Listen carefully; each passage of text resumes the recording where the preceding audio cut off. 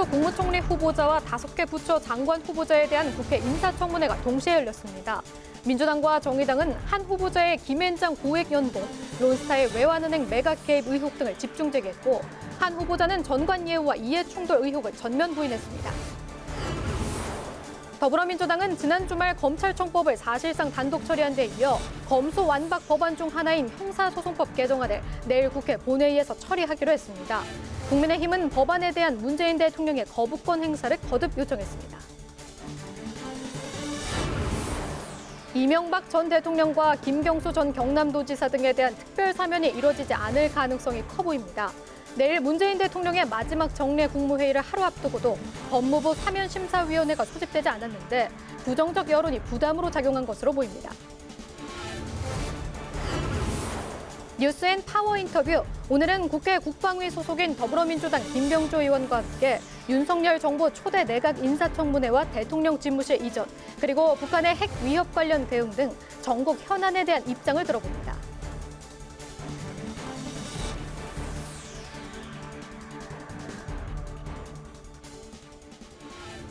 여러분 안녕하십니까? 5월 2일 의정 종합뉴스 뉴스엔 시작하겠습니다.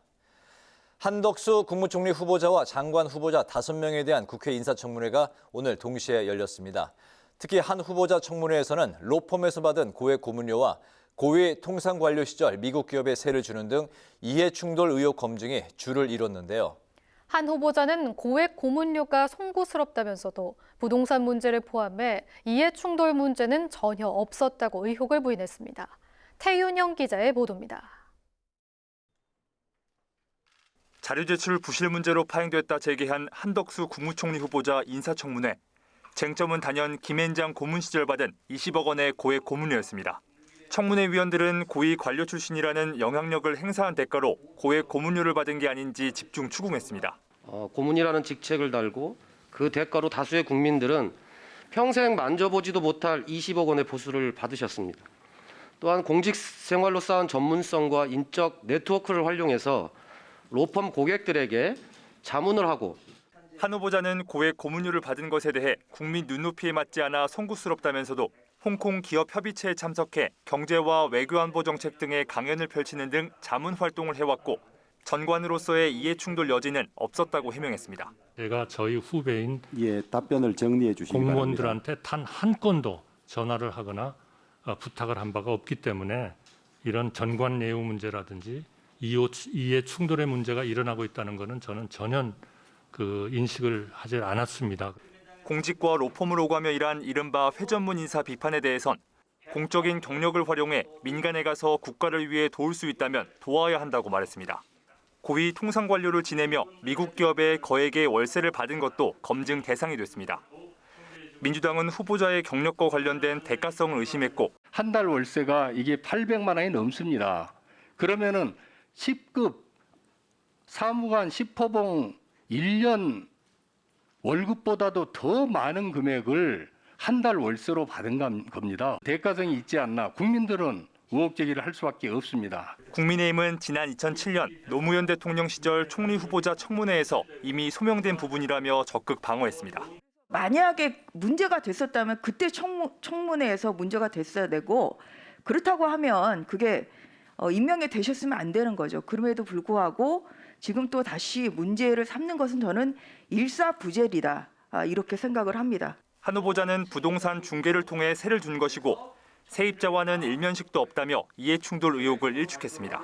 배우자의 경력에 비해 지나치게 비싸게 그림을 판매한 것을 두고 남편 찬스 아니냐는 지적에 대해선 공직에 있을 당시 한 번도 개인전을 열지 않았고 배우자의 실력은 프로 수준이라고 강조했습니다.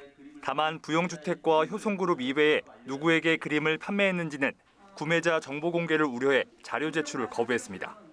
대한민국이 당면한 과제로 한 후보자는 코로나 대응과 재정 건전성 회복, 국제수지 흑자 유지 등을 꼽았습니다. 국회방송 태윤영입니다. 추경호 경제부총리 겸 기획재정부 장관 후보자는 청문회에서 금융투자소득세 시행을 2년 유예해야 한다고 밝혔습니다. 또 론스타 사건 책임론에 대해 추 후보자는 국익을 위한 최선의 결정이었다고 답했습니다. 원희룡 국토교통부 장관 후보자 청문회에서는 오등봉 특혜 사업 논란을 비롯해 도덕성 문제가 집중 제기됐습니다. 김희연 기자가 취재했습니다. 추경호 경제부총리 겸 기획재정부 장관 후보자는 내년에 시행할 예정인 금융투자소득세에 대해 시장의 수용성을 고려하면 조금 이르다며 도입 시기를 늦춰야 한다고 말했습니다. 금융투자소득세를 한 2년 정도 좀 유예할 필요가 있다, 시행을. 그러면서 동시에 증권거래세도 좀 인하를 하면서. 또 청문회에서는 윤석열 당선인의 1호 공약인 소상공인 피해 지원이 후퇴했다는 지적이 나왔습니다. 현 정부에서 지원했던 400만 원에 600만 원을 더해 최대 1,000만 원까지 지원하겠다고 해놓고 인수위가 지난주 차등 지급 방안을 발표했다는 겁니다. 인수위 측에서는 해명을 한답시고 공약에는 600만 원 일괄 지급이라는 말은 없다. 일괄 지급이 아니라 차등 지급이었다. 최대 1,000만 원이라는 단어로 차등을 명시했다. 추 후보자는 당선인의 공약을 지킬 수 있도록 종합적으로 검토 중이라고 밝혔고 새 정부 출범 후 최대한 빠른 시일 내에 추경안을 제출할 계획이라고 덧붙였습니다. 론스타 사태와 관련해 민주당이 당시 실무자였던 추 후보자의 책임을 추궁하자 추 후보자는 국익을 위한 최선의 선택이었고 법원에서도 1, 2, 3심 모두 무죄로 나왔다고 강조했습니다. 저는 아마 당시로 돌아가도 그 시장 상황에 있었으면은 저는 아마 그렇게 결정할 거라고 생각합니다. 원희룡 국토교통부 장관 후보자 인사청문회에서는 제주도지사 재직 당시 추진했던 오등봉 공원 민간 특례 사업 의혹이 집중 제기됐습니다. 민주당은 측근들을 배치하면서 개발 이익 특혜를 줬다고 주장했습니다. 공원과 관련한 사업들은 어느 부서에서 관장합니까? 원래 업무분장은 공원 녹지과에서 하도록 되어 있습니다. 그렇죠? 네. 근데 갑자기 도시건축과로 바꾸죠? 그렇습니다. 바꿔서 뭘 했어요? TF 만들죠. 민간사업, 특례사업 TF 만들죠. 예, 그렇습니다. 그 이유가 뭡니까? 말 잘 듣는 공무원들한테 그 사업을 맡기는 거 아닙니까? 반면 국민의힘은 대장동 사건과 비교하며 적극 엄호에 나섰습니다. 대장동 개발 의혹 사건은 그 이익이 확정 이익으로 1,800억을 제외한 나머지 4천억, 분양 수익 4천억은 전부 민간에 돌아가게 돼 있어요. 이 오등봉 개발 사업의 이익은 어디로 돌아가게 돼 있습니까? 오등봉은 대장동 같이 민간업자에게 공공의 땅을 특정 수익을 다 몰아주도록 하는 그런 것을 방지하기 위해서 만들었던 전국 최초의 모범 사례로서 초과 수익 환수 조항이 들어갔던 그런 사례로 알고 있습니다. 부동산 문제와 관련해선 다주택자 양도소득세 중과 1년 유예를 비롯한 공급 정책을 펴되 과도한 세금이나 공시지가 등은 완화가 필요하다고 주장했고 1기 신도시 재정비 사업과 관련해선 특별법과 함께 마스터 플랜을 만들겠다며 추진 의지를 밝혔습니다. 국회방송 김희연입니다. 박진 외교부 장관 후보자 인사청문회에서도 민주당은 도덕성에, 국민의힘은 정책 검증에 주력했는데요. 특히 민주당은 박 후보자 아들이 사실상 도박 사이트를 운영한 것 아니냐는 의혹을 제기했고 박 후보자는 사실이 아니라고 반박했습니다. 박보균 문체부 장관 후보자 인사청문회에서는 친일 논란이 도마 위에 올랐습니다. 보도에 홍예진 기자입니다. 박진 외교부 장관 후보자 인사청문회에서 민주당은 박 후보자 아들의 도박 사이트 운영사 설립 의혹 등 제기된 여러 의혹에 대해 집중 질의했습니다. 민주당은 박 후보자 아들이 회사 설립자의 이름을 올렸고 회사가 버진아일랜드 등 조세 회피처에 있다며 수사당국의 조사가 필요하다고 주장했습니다. 불법 도박 사이트 운영과는 전혀 관련이 없다고 하셨고 아드님은 최근 다른 일 때문에 회사를 그만뒀다고 했는데요. 자료를 보면 다 사실과 달라요. 박 후보자는 합법적 회사고 아들은 설립자가 아니라고 해명하면서도 논란을 일으킨 데 대해선 사과했습니다. 다만 이 사실 여부를 떠나서 이러한 저희 가족과 관련된 내용이 제기되고 또 이렇게 논란이 된 거에 대해서는 제 부덕의 소치라고 생각합니다. 여야는 한 목소리로 박 후보자에게 오는 21일 열리는 첫 한미 정상회담의 차질 없는 준비와 국익을 중심으로 한 외교 정책을 펼쳐달라고 주문했습니다.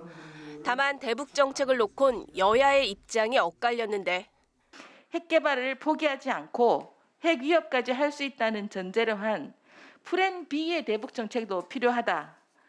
북한의 비핵화를 주장하면서 우리가 핵 무장하겠다고 하면 그게 자당착 아니겠습니까? 박 후보자는 북한이 스스로 비핵화의 길로 가도록 일관성 있게 압박하겠다고 밝히며 정책 변화를 시사했습니다.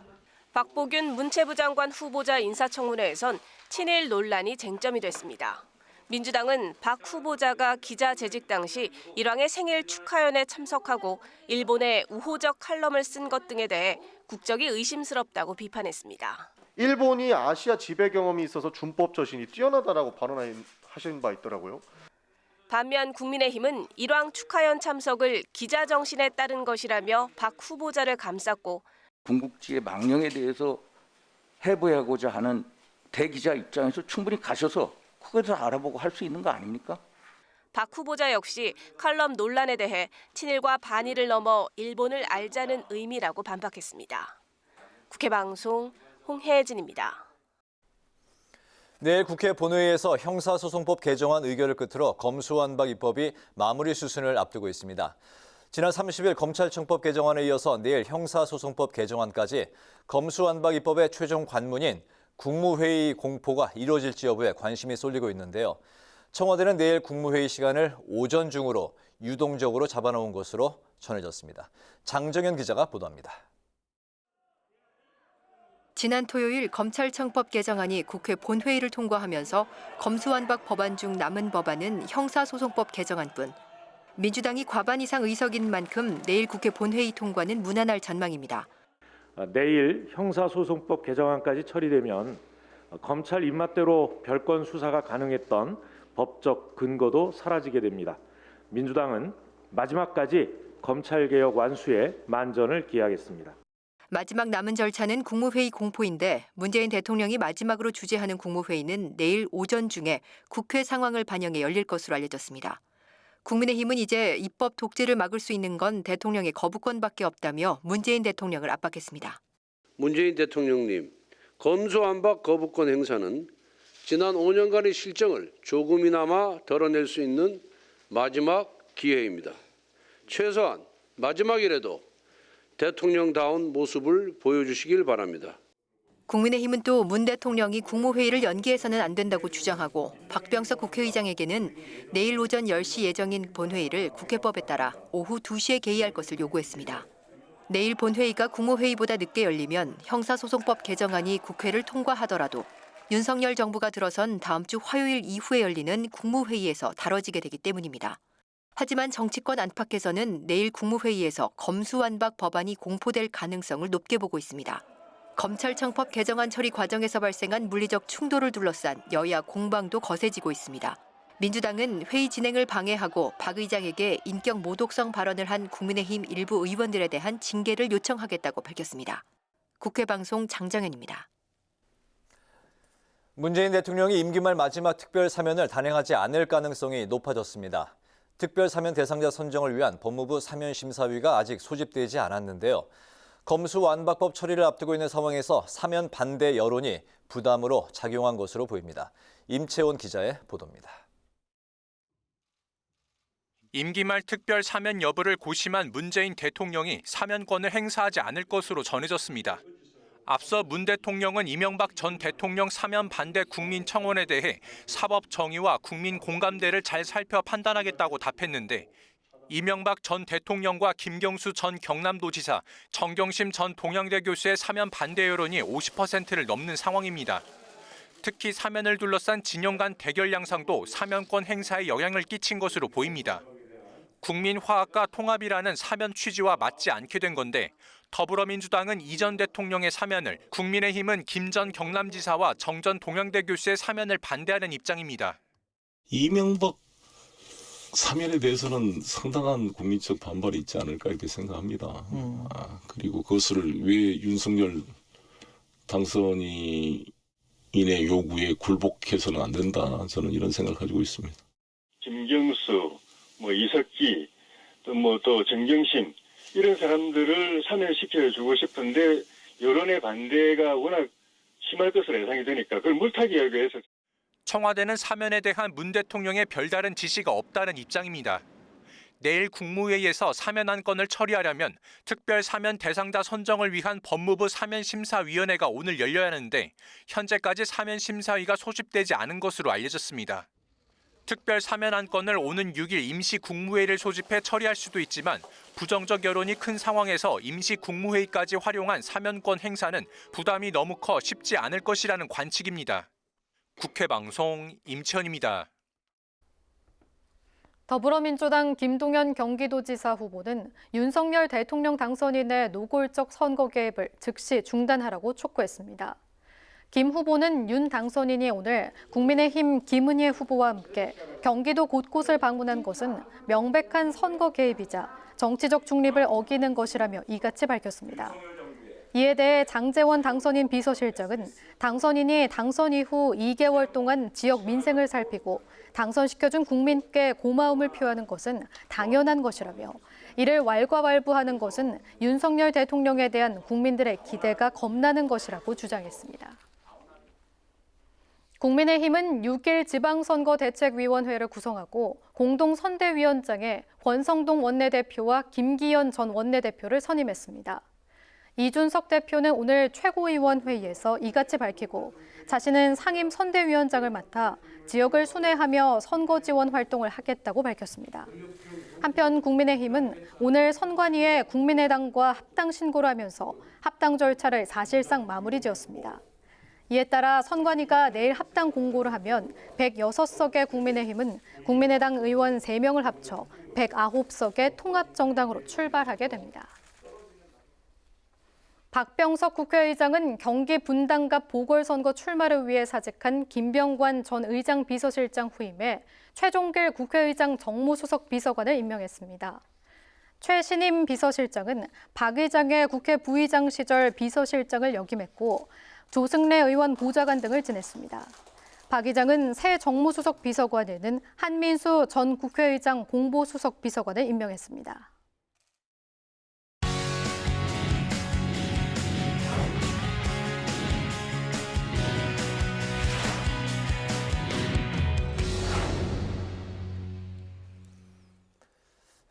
네, 오늘 이슈 분석 박지영 기자와 함께합니다. 박 기자, 어서 오십시오. 네.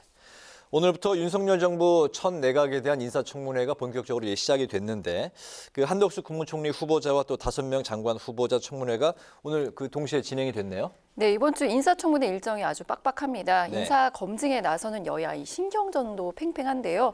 이 더불어민주당은 이 내각 후보자들이 인사청문 대상이 아니라 이 수사 대상자 명단이라고 하는 것이 더 적합하다며 강공을 펼쳤습니다. 특히 한덕수 국무총리 후보자를 겨냥해선 이렇게 비판했는데 먼저 들어보시죠. 네. 한덕수 총리 후보자가 9년 동안 대형 로펌 등 전관 예우로 챙긴 금액은 무려 46억 원이라고 합니다. 전관 예우가 아닌 전관 비리라 불러야 마땅할 것입니다. 반면 국민의힘은 자료와 근거를 가지고 합리적인 비판을 해야 한다. 이 새 정부의 발목 잡기 검증과 이 비판을 위한 비판이 이루어져서는 안 된다고 강조했는데요. 직접 들어보실까요? 네. 자료를 근거로 해서 국민 눈높이에서 합리적인 비판을 해주시기를 바라고 문제가 없음에도 불구하고 전국 상황을 이용해서 인사청문 경과 보고서를 채택하지 아니하는 그런 우를 범하지 않기를 바랄 뿐입니다. 네. 오늘 청문회에서 단연 화제가 한덕수 총리 후보자 청문회였는데 한 차례 청문회 연기가 됐었던 사유, 자료 제출 문제가 해결이 됐습니까? 안 됐습니다. 지난주처럼 청문회가 파행까지 가지는 않았지만요. 네. 이 민주당과 정의당은 한 후보자의 자료 제출이 여전히 미흡하다고 질타를 했습니다. 여야 합의로 충실한 자료 제출을 요구했는데도 이 지난주와 달라진 게 없다는 건데요. 이 정의당 배진교 의원은 특히 이 배우자의 외화 송금 내역 등을 개인정보 활용 미동이라는 이유로 자료를 주지 않았으면서도 후보자 측은 모든 자료를 성실히 낸 것처럼 보도 자료를 냈다며 이런 식의 언론 플레이는 후보자로서 적절하지 못한 행위라고 꼬집었습니다. 반면 국민의힘은 이 한 후보자가 낼 수 있는 자료는 최선을 다해 협조하겠다며 감쌌습니다. 이러한 부실한 자료 제출 문제 청문회 때마다 나오는 이 단골 논란거리인데요. 이 한 후보자의 청문회뿐 아니라 이 오늘 진행된 박보균 문체부 장관 후보자의 청문회에서도 논란이 됐습니다. 박 후보자의 청문회 역시 이 지난달 29일로 예정됐었지만 이 자료 자료 제출 부실 논란으로 한 차례 연기가 된 건데요. 이 박 후보자의 딸이 결혼 비용을 무상 제공받은 의혹, 또 주민등록 관련 현행법 위반 의혹 등에 대한 자료 제출 거부 등이 쟁점입니다. 이를 두고 여야가 날선 공방을 벌이면서 청문회가 한때 정회되기도 했습니다. 네네. 그 청문 전국이 이제 앞으로 이제 그 예상되는 그 정권 교체가 이제 이루어지게 되면서 공수가 이제 바뀌게 됐는데요. 여야가 청문회 첫날 분위기가 어땠습니까? 이제 민주당은 후보자를 향해서 맹공을 펼쳤고 국민의힘은 이 후보자 옹호에 적극 나서는 모습이 청문회 곳곳에서 포착이 됐습니다. 네. 먼저 한덕수 총리 후보자의 청문회, 민주당의 그 김앤장 회전문 인사 논란 공격에 국민의힘은 문재인 정부 인사를 거론하며 반박했는데요. 청문회 현장 잠시 보시죠. 네. 회전문에서도 역대급입니다. 공직에 계시다가 김앤장을 옮기셨죠? 그 김앤장에서 공직을 가셨습니다. 또 김앤장 가셨습니다. 과거에도 이런 경우가 없었고 제가 보기에는 앞으로도 이러한 경우가 전무할 거라고 생각을 합니다. 김진욱 공수처장도 판사로 있다가 김앤장으로 갔다가 헌법재판소 연구관으로 있다가 지금 공수처장 이르렀고 송영무 국방부 장관은 해군 참모총장, 그다음 법무부인 율촌 상임고문. 이때 월 고문료로 한 3천만 원을 받고 추가로 법인카드까지 제공된 것으로 압니다.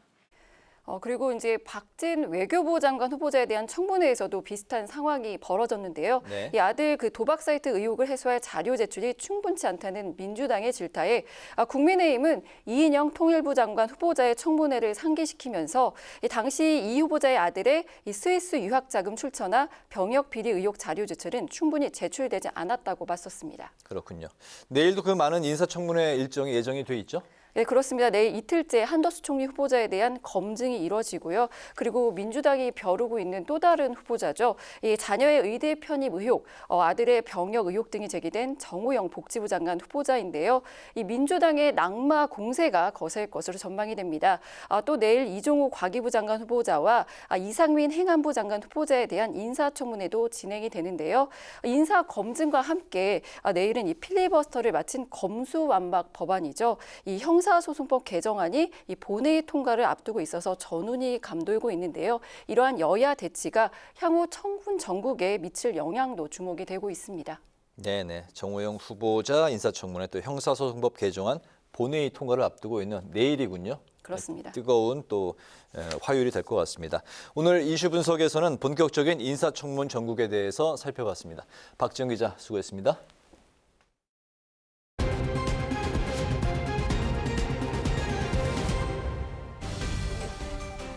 오늘의 정치톡 시간입니다. 5월 2일 시선을 집중시킨 정치 뉴스 만나보시죠. 오늘의 첫 번째 정치톡, 퍼스트 펭귄입니다. 앞으로 4년간 지역의 일꾼을 뽑는 6일 동시지방선거가 오늘로 꼭 30일 앞으로 다가왔습니다. 검수완박 법안 처리와 청문회를 둘러싼 대치 전국 속에서도 각 당은 지방선거 준비와 지원에 본격 시동을 거는 모습인데요. 먼저 출발에 나선 건 더불어민주당입니다. 5월의 첫날이었던 어제 민주당은 6일 지방선거에 처음 출마하는 청년들과 결의대회를 가졌습니다. 행사 이름이 더불어민주당 첫 출마 지원단 퍼스트 펭귄 필승 결의대회였습니다. 민주당이 전면에 내세운 퍼스트 펭귄, 뭘 뜻하는지 다소 생소한 분들도 많으실 텐데요. 무리지어 생활하는 남극의 펭귄들. 먹이 활동을 위해서는 바다로 들어가야 하는데 펭귄들은 보통 무리 중 한 마리가 먼저 뛰어들어야 따라서 들어간다고 합니다. 가장 먼저 바닷속으로 뛰어드는 펭귄이 바로 퍼스트 펭귄입니다. 대개 불확실성을 감수하고 용감하게 먼저 뛰어드는 선고자를 일컫는 표현이기도 한데요. 민주당은 지역의 일꾼이 되고자 첫 선거 도전에 나선 청년 후보자들을 퍼스트 펭귄으로 명명하고 필승을 위한 각오를 다졌습니다. 퍼스트 펭귄이 물로 바다로 처음 뛰어드는 펭귄 아니겠습니까? 근데 땅 위에서는 펭귄이 뒤뚱뒤뚱 걷는데 중심을 잡고자 하는 그런 노력의 소산이 아닐까 이렇게 생각을 합니다. 중심 잘 잡지만 바다로 향해서 정말 도전 정신으로 과감히 뛰어드는 엄청난 속도를 내서 우리 당을 빛내주시기 바랍니다. 중심을 잡고자 하는 노력과 과감히 뛰어드는 도전 정신. 민주당 윤호중 비대위원장은 퍼스트 펭귄의 이 두 가지 정신을 강조하면서 청년 후보자들을 향해 민주당이 젊고 새로워지는 계기로 만들어달라고 당부했습니다.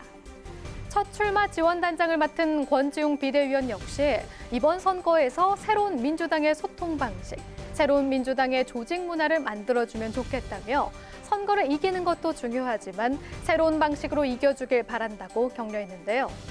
이번 지방선거를 통해 지난 2018년 지방선거 압승의 영광을 재현하고 대선 패배의 서력에 나설 것을 목표로 하고 있는 더불어민주당. 과연 첫 출마한 청년 후보들, 민주당의 퍼스트 펭귄들이 얼마나 큰 역할을 할지 궁금해지네요.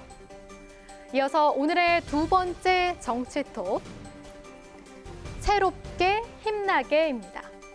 지방선거를 한 달 앞둔 오늘 국민의힘도 선대위를 구성하면서 선거 준비에 첫 발을 내디뎠습니다. 권성동 원내대표와 김기현 전 원내대표가 공동 선대위원장을 맡아 선거를 총괄하기로 하고 이준석 대표는 상임선대위원장으로 지방 유세 등에 집중할 계획이라고 밝혔는데요. 선거에서 유권자들의 눈길을 확 끌기 위한 필수 요소, 바로 슬로건과 로고송이죠. 국민의힘이 오늘 정당 중 가장 먼저 선거 슬로건과 로고송을 발표해 눈길을 끌었습니다.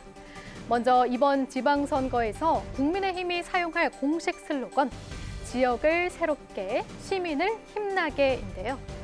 지역을 새롭게는 새 정부 출범과 함께 치러지는 첫 선거인 만큼 새 정부에 힘을 실어주고 지역을 새롭게 바꿀 후보는 바로 국민의힘 후보라는 점을 강조하기 위한 내용이라고 합니다. 또 시민을 힘나게는 지난 5년간 힘겨운 시간을 보낸 국민들을 위로하고 일상의 활력과 행복을 느낄 수 있도록 하겠다는 의지와 각오를 담았다는 게 국민의힘의 설명입니다.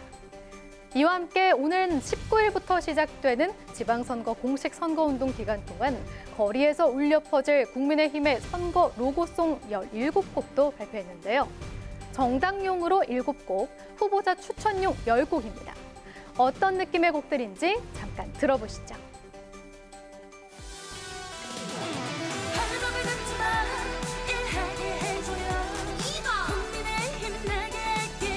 지역을 새롭게 국민을 힘나게 만들 국민의힘 언제나 힘들 때면 그대 내게 기대 지역 새로운 꿈을 꾸요 소중한 우리의 이번 나 그대에게 어떤가요? 트로트에서 아이돌 댄스곡까지 장르도 가사도 다양하지만 모두 하나같이 신나는 음악이란 점에서 공통점이 있는데요. 국민의힘 측은 정당용 로고송의 경우 국민의힘 후보자만 사용할 수 있는 독점곡이라면서 공정과 상식의 윤석열 정부가 지방정부와 함께 열심히 일하겠다는 의지를 담았다고 설명했습니다. 새 정부 출범 초기 국정 안정을 위해 지방선거 압승으로 힘을 실어줄 것을 호소하고 있는 국민의힘. 공식 슬로건과 로고송 분위기처럼 과연 새로운 후보와 전략으로 국민에게 힘이 되는 선거 결과를 이끌어낼 수 있을지 지켜봐야겠습니다. 지금까지 오늘의 정치톡이었습니다.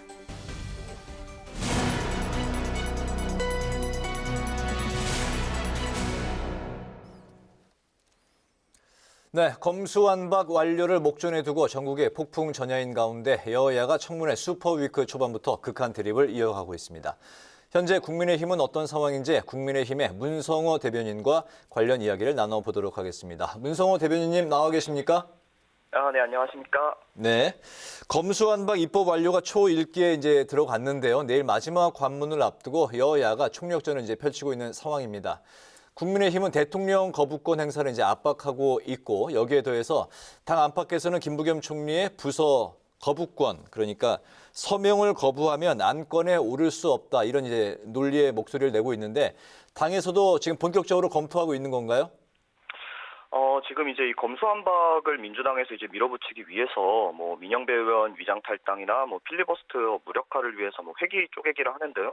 뭐 다양한 편법까지 동원하면서 이제 그야말로 입법 구태타라는 비판을 피할 수 없을 정도로 강행 처리를 하고 있는데요.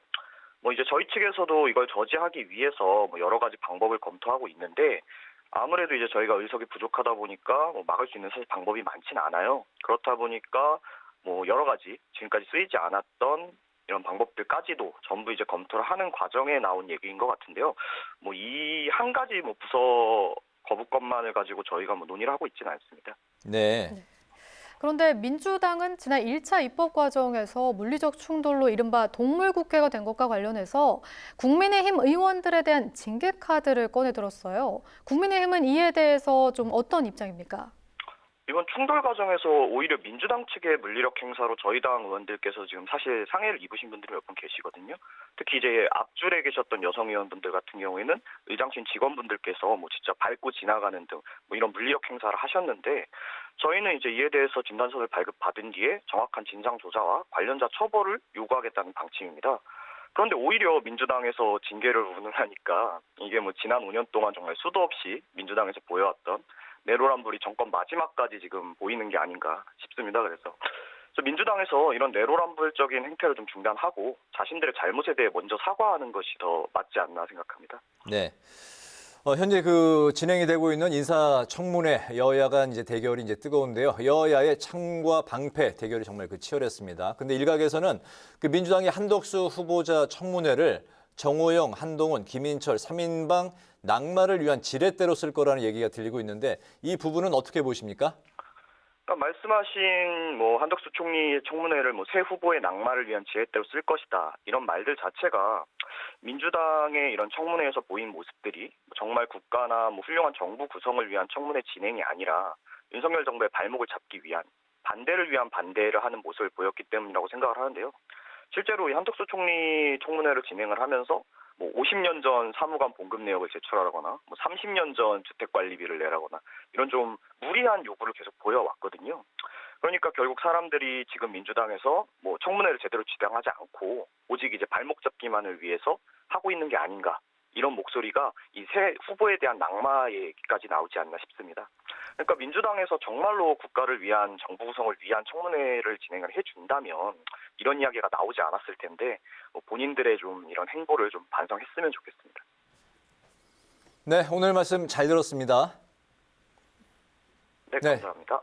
네, 지금까지 국민의힘 문성호 대변인이었습니다.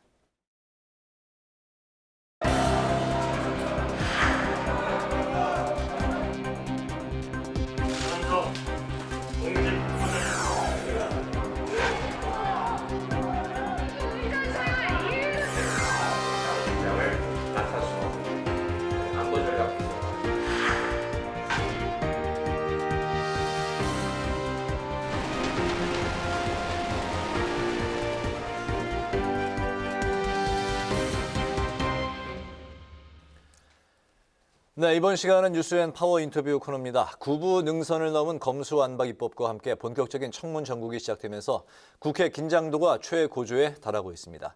이런 가운데 북한의 핵 위협이 높아짐에 따라 한반도 긴장 수위 또한 고조되고 있는데요. 오늘은 육군 대장 출신으로 한미연합군사령부 부사령관을 역임한 더불어민주당 김병주 의원과 관련 전국 이야기를 짚어보도록 하겠습니다. 의원님 어서 오십시오. 네, 안녕하세요. 네. 김병주입니다. 네, 바쁘신데 또 출연해 주셔서 감사드립니다. 예. 네. 그 검수완박 입법 내일 그 완성을 이제 앞두고 있는데 검찰청법 개정안을 처리한 지난 본회의 참 그 시끄러웠지 않습니까? 네. 내일이 아마 더 혼란스러울 것으로 예상이 되고 있는데요. 형사소송법 개정안 본회의 통과를 앞두고 있고 또 국무회의 또 공포도 걸려 있는 그런 상황인데 그 민주당의 그 어떤 전략이 있는지 그 전략 상황을 한번 들어보고 싶고요. 국민의힘은 대통령 거부권 행사를 지금 이제 그 압박을 하면서 여론전에 또 힘쏟고 있는데 그 민주당 상황 한번 그 들어보고 싶습니다. 예, 내일은 아마 역사적인 날일 것 같습니다. 저는 뭐 검수완박보다는 검찰 정상화라는 단어를 쓰고 싶고요. 내일 이제 마지막 퍼즐이 맞춰진다고 봅니다. 본회의에서 형사소송법이 통과가 되게 되면은 국무회의를 거치면은 이제 검찰 정상화가 이루어질 수 있는 큰 토대가 마련되겠죠. 그런데 내일 아마 국민의힘은 지난번처럼 아주 극렬하게 여러 가지 수단을 써서 반대를 하리라고 봅니다. 하지만은 이 검찰 정상화와 관련된 두 가지 법, 이것은 여야가 합의했던 사항이지 않습니까? 네. 여야 원내대표가 의총에서 추인을 받아서 국회의장 중재하에 네. 합의했던 거고, 사실 국회의장이 서명을 해서 같이 합의했던 것은 찾아보기 어려울 정도로 아주 드문 것입니다. 이것을 국민의힘이 지금 갑자기 파기를 했잖아요. 그럼에도 불구하고 그렇게 파기함으로써 민주주의 가치라든가 국회의 어떤 를 폄하했다고 보죠. 그래서 내일 저는 무사히 잘 통과되리라고 보고 우리 당에서도 그런 의지가 아주 강합니다. 네, 검수완박 법안이 의원님께서는 어떻게 부르신다고요? 검찰 정상화 법안이 예. 그 내일은 꼭 잘 통과되리라고 원만하게 봅니다. 통과될 거로 예. 낙관하고 계시는군요. 네. 알겠습니다. 왜냐하면 국민들의 민주주의 가치가 훼손되기를 싫어하죠. 그러니까 예.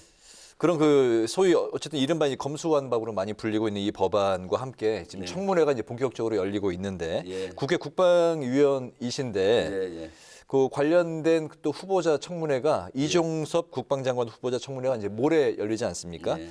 의원님하고 그 육사 40기 동기이신가요? 네, 그렇습니다. 네, 너무나 잘 아시는 사이일 텐데 부담은 혹시 없으신지 또 이 후보자에 대한 평가는 어떠신지 궁금한데요. 예. 이종섭 장관 후보자는 육사 동기다 보니까 사실 인간적인 부담은 사실 있죠. 왜냐하면 오랫동안 같이 근무를 했고 잘 알기 때문에요. 군인 이종섭은 아주 잘 했습니다. 그렇지만 저는 국방부 장관은 그야말로 군인과 또 다른 관점이잖아요. 아주 국방부 장관은 지금 시점에서 무엇보다도 중요한 역할과 임무를 띠고 있지 않습니까? 지금 안보적으로 위기 상황으로 치달리고 있고 또 안보의 영역이 지금 새로운 패러다임으로 확대되고 있습니다.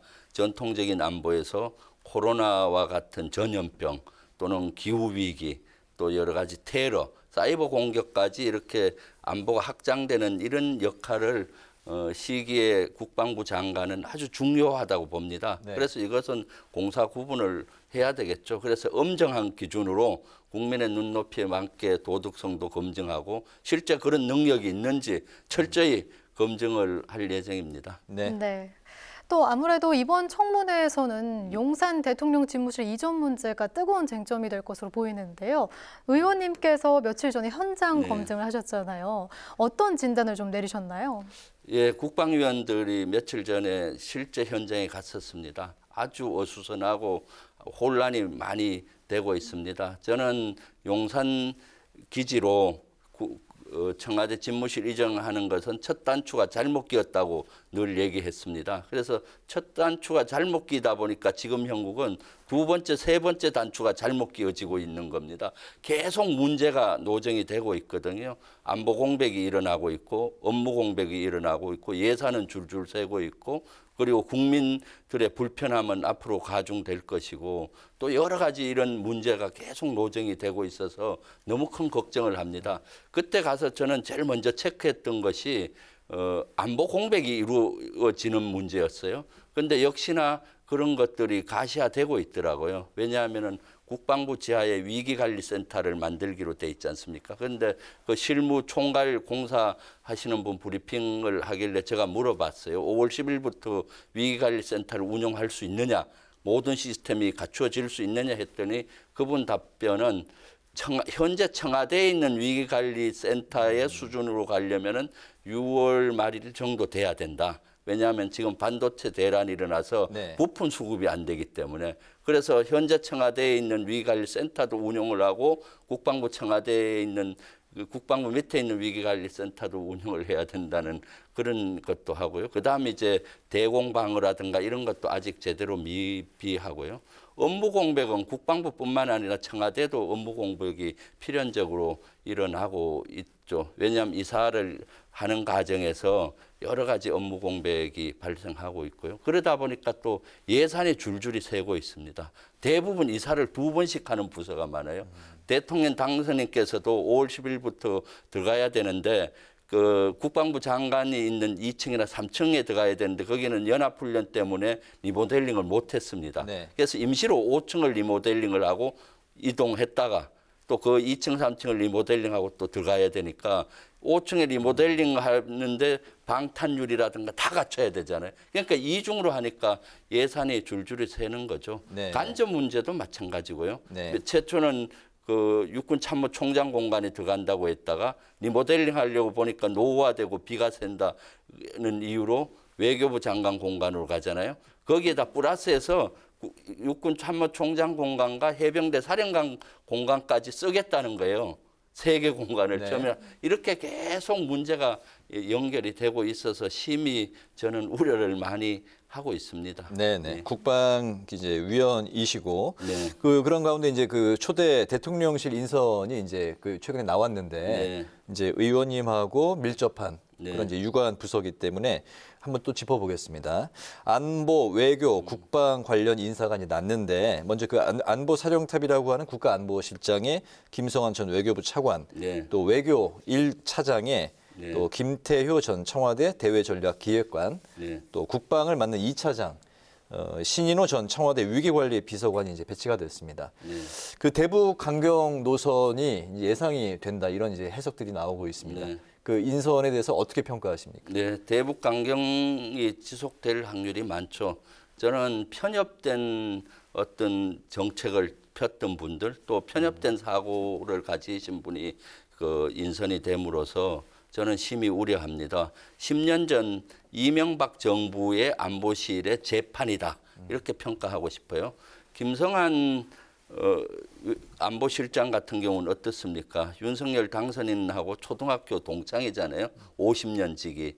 그리고 사실 외교부 차관 외에는 행정적인 경험이 없습니다. 그러니까 안보는 이론과 실제가 대단히 중요한데 그야말로 우리 안보를 총괄할 수 있는 능력이 있느냐라는 의문을 가질 수가 있고요. 김태호 특히 제1 그 안보실 1차장 같은 경우는 논란의 중심에 서 있는 인물이죠. 이명박 정부 시절에 외교 안보의 실세였습니다. 안보실에서. 그때 여러 가지 논란이 많았죠. 또 실패한 정책을 많이 했고요. 예를 들면 비핵 개방 3천을 해서 북한하고 비핵화하는 데 있어서 비핵 개방 3천 정책이 실패했잖아요. 이것은 박근혜 정부에서도 비판을 받았던 정책입니다. 그럴 뿐만 아니라 친일적인 인사라서 예를 들면 일본 유사시에 자위대가 들어올 수 있다라는 걸 옹호하고 또 지소미아에 대한 정보에 대한 협정을 비밀 밀실에서 했다는 논란이 많이 있었고요. 그래서 이런 논란의 중심에 있었던 사람이 안보실 1처장에 간다는 것은 저는 심히 우려가 되고 있습니다. 네. 신인호 2차장도 마찬가지 박근혜 정부 때 세월호 사태가 일어났을 당시 국가위기 비서관을 했습니다. 그러니까 그 당시 세월호는 그야말로 위기 관리를 못한 전형적인 거잖아요. 이러한 것들을 실패했던 분을 다시 기용하는 것은 국민의 눈높이에도 안 맞을 뿐만 아니라 앞으로 안보 정책에도 심히 우려가 되고 있습니다. 네. 네.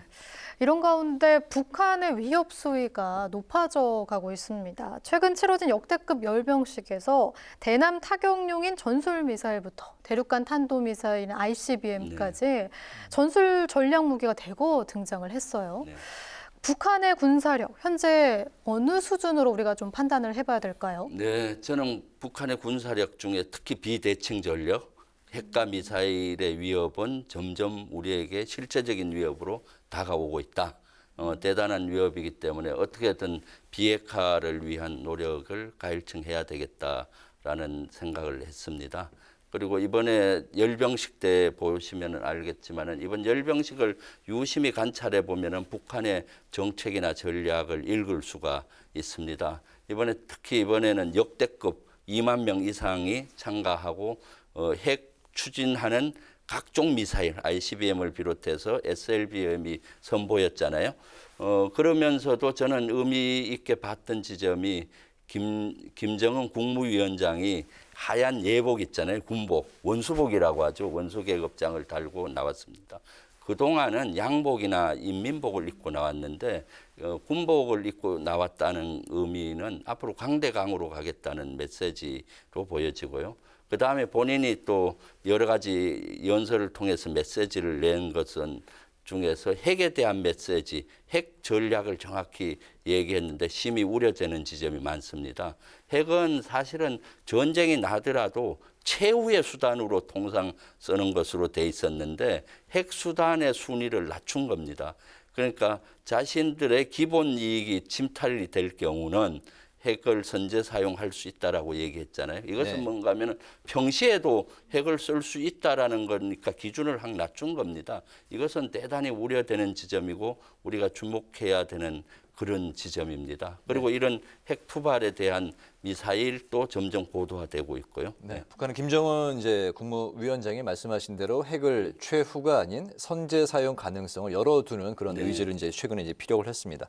이거의 이런 배경에 대한 해석으로 미국의 경고장을 날린 거다. 그리고 이제 윤석열 당선인이 그 선제 타격론을 언급을 했는데 여기에 대한 맞대응이다. 이런 해석이 나오고 있는데 그 의원님께서는 그 배경을 어떻게 해석하십니까?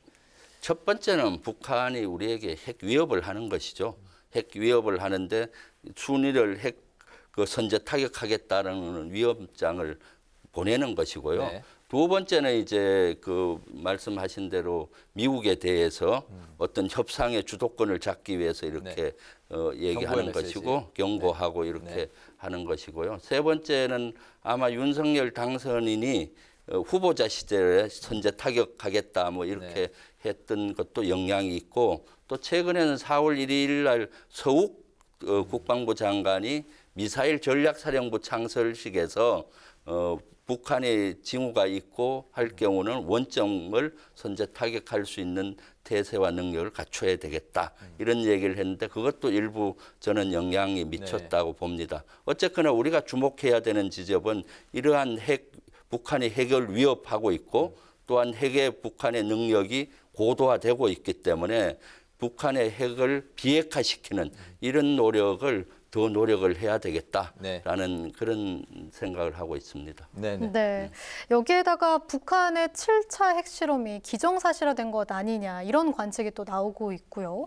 이번 달에 대형 정치 이벤트들이 있잖아요. 윤 당선인 취임, 또 한미 정상회담 등의 이런 이벤트들이 있는데 이에 맞춰서 북한이 무력 도발을 할 가능성 또한 점쳐지고 있거든요. 어떨까요? 우리 군도 대비가 필요할 것 같은데요. 네, 당연합니다. 지금은 안보 위기 사항으로 치달리고 있기 때문에 군은 대비 태세를 확고히 해야 되고 특히 한미 동맹을 기반으로 해서 연합 방위 태세를 확고히 해야 됩니다. 그 말씀하신 대로 5월, 6월 이렇게 되면은 점점 북한이 도발 순위를 높일 것으로 봅니다.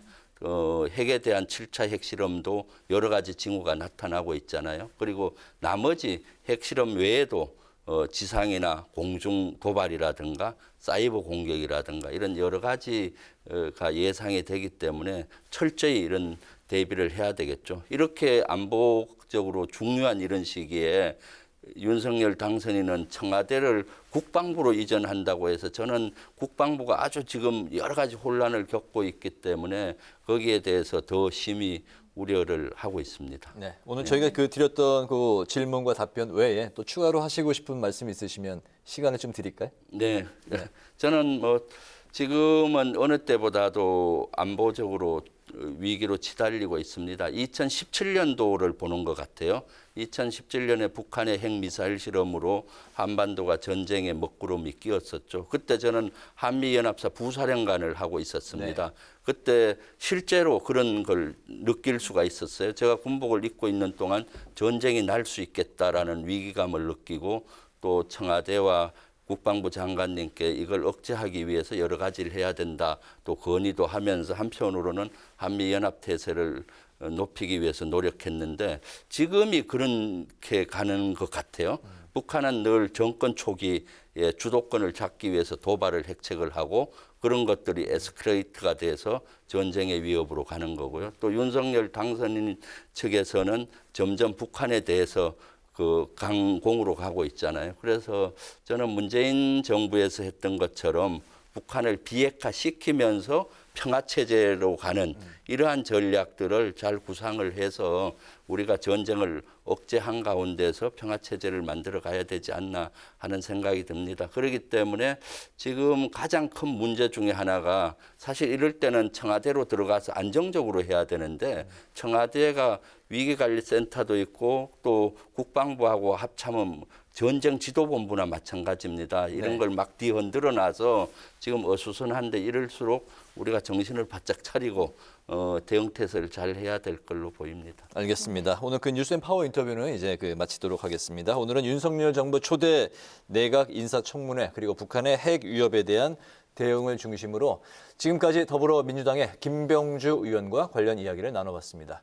의원님 오늘 말씀 고맙습니다. 잘 들었습니다. 네, 감사합니다.